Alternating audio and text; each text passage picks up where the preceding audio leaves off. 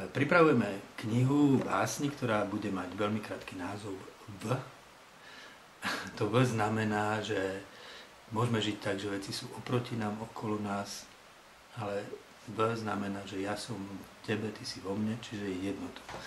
A tie básne sú jednoduché, krátke, všetky vznikli v takom stave meditácie, čiže to bude vlastne takým tým hlavným motivom bude práve to hľadanie jednoty.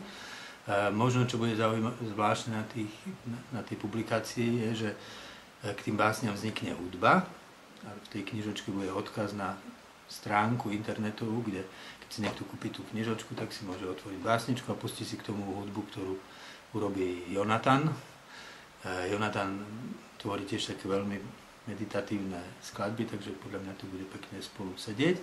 No a tú vizuálnu stránku knihy budeme robiť s Damianom a vymysleli sme to tak, že keďže všetky tie básne sú také meditácie a trošku sú také prírodné, je tam cítiť všade ten prírodný živel, nejak sa otvárajúci Božej prítomnosti, takže urobíme také land arty, ktoré nafotíme a to budú ilustrácie k tomu.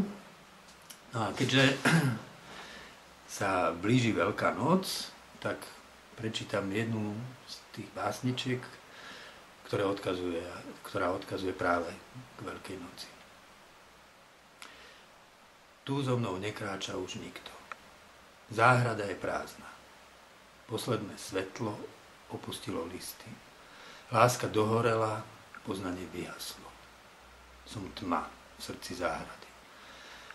Tvoj hrob, Kriste, ležíš vo mne, nehybný, biely, studený. Nahý, čakáš vzkriesenie.